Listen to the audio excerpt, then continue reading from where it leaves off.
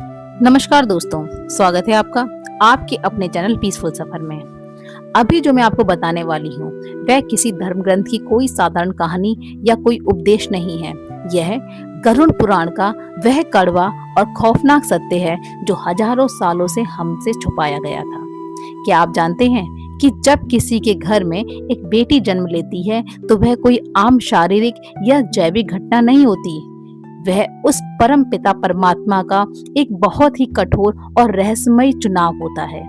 लेकिन भगवान किस पिता को, किस माँ को और किस घर को एक बेटी के लिए चुनते हैं? और सबसे डरावना सवाल, क्या आपका घर, क्या आपके कर्म उस चुनाव के लायक थे?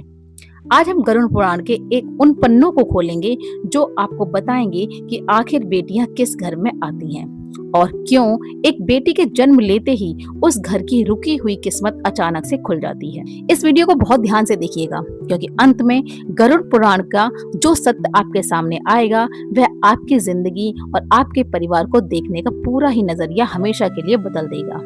हम सब यही मानते हैं कि किसी भी घर में बच्चा पैदा होना प्रकृति का नियम है, लेकिन गरुड़ पुराण और हमारे प्राचीन कर्म सिद्धांत इस विज्ञान से बहुत आगे की बात करते हैं। गरुड़ पुराण चीख चीख कर कहता है कि इस दुनिया में किसी भी घर में, किसी भी आंगन में बेटी का जन्म लेना कोई संयोग या इत्तेफाक नहीं है।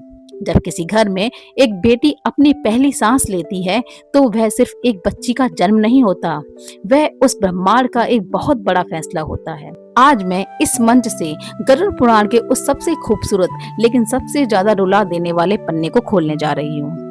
गरुड़ पुराण में यमराज और पक्षीराज गरुड़ के बीच आत्माओं के सफर को लेकर एक बहुत ही गहरा और रहस्यमय संवाद है।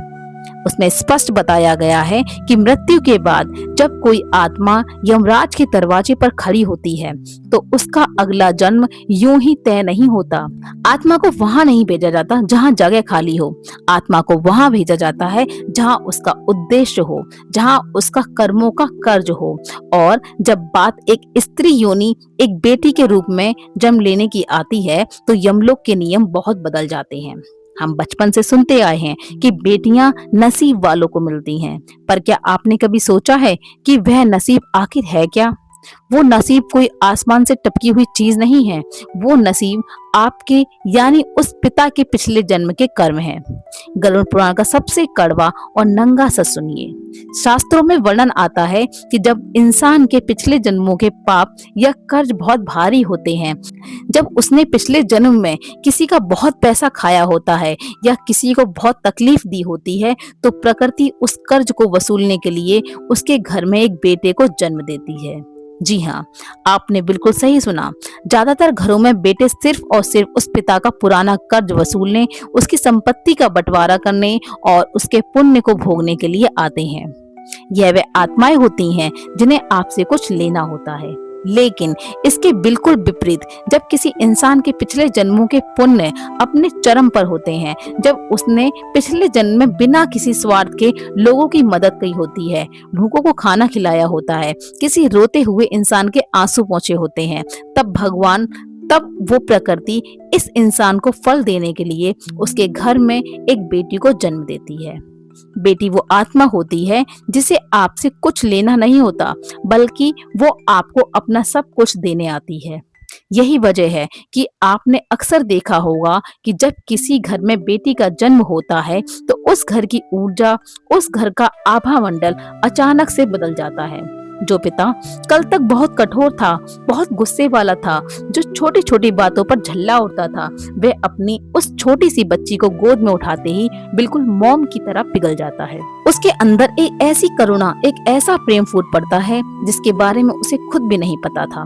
यह कोई चमत्कार नहीं है, यह उस पवित्र आत्मा का कमाल है। गरुड़ पुराण कहता है कि बेटियां अपने साथ ब्रह्मांड की सबसे शुद्ध और सबसे कोमल ऊर्जा लेकर आती हैं। जब वे घर पर सांस लेती हैं तो उनके आभा मंडल से एक ऐसा कंपन निकलता है जो उस घर की सारी नकारात्मकता, सारे क्लेश और सारी दरिद्रता के जालों को काट देता है। हम सदियों से एक मुहावरा सुनते आए हैं कि बेटी तो घर की लक्ष्मी होती है, लेकिन हम इंसानों की बुद्धि इतनी छोटी है कि हमने लक्ष्मी का मतलब सिर्फ पैसा या धन समझ लिया है। हमने लक्ष्मी को सिर्फ सोने और चांदी के सिक्कों में तौल दिया है। गरुड़ पुराण और देवी भागवत महापुराण में बहुत ही स्पष्ट शब्दों में बताया गया है कि लक्ष्मी सिर्फ पैसों की देवी नहीं है।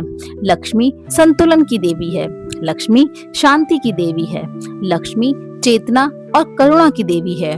और यह लक्ष्मी, यह सकारात्मक ऊर्जा उस घर में कभी नहीं टिकती जहां लोगों का आपस में अपमान होता हो, जहां बात बात पर गालियां दी जाती हो, जहां स्त्रियों को पैरों की जूती समझा जाता हो, जहां सिर्फ और सिर्फ स्वार्थ का बोलबाला हो।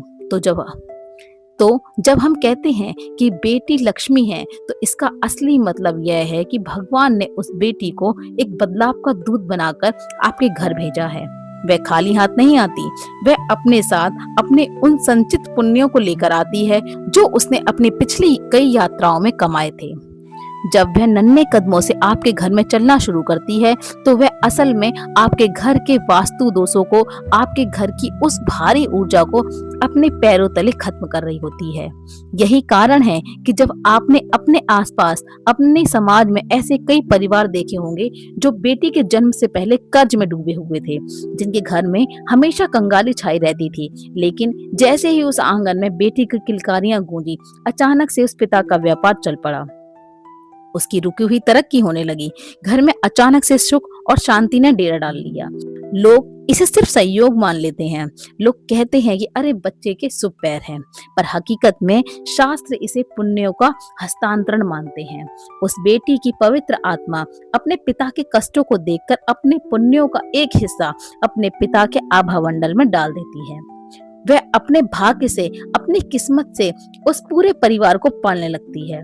लेकिन अब यहाँ पर एक बहुत ही गहरा और बहुत ही डरावना सवाल पैदा होता है। अगर बेटियां सच में इतनी पवित्र होती हैं, अगर वे पुण्यों का फल देती हैं, तो फिर आज के समाज में कई घरों में बेटियों के जन्म का मातम क्यों मनाया जाता है?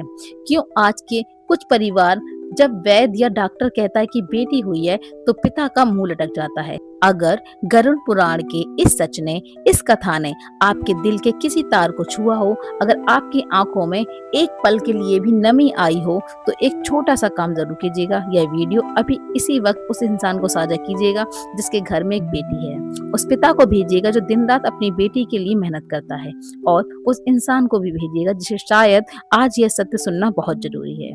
और हाँ, नीचे टिप्पणी पूरे गर्व के साथ, अपने दिल को पूरी सच्चाई के साथ लिखिएगा, मेरी बेटी मेरा वरदान है, ताकि ब्रह्मांड के उस ऊर्जा तक आपका यह संदेश पहुंच सके। ऐसे ही गहरी, आध्यात्मिक और जीवन को बदल देने वाले रहस्यों के सफर में मेरे साथ जुड़े रहने के लिए पीसफुल सफर चैनल से अभी जुड़ जाइए। अपना और अपने घर की उन लक्ष्मी स्वरूप बेटियों का बहुत बहुत ख्याल रखिएगा।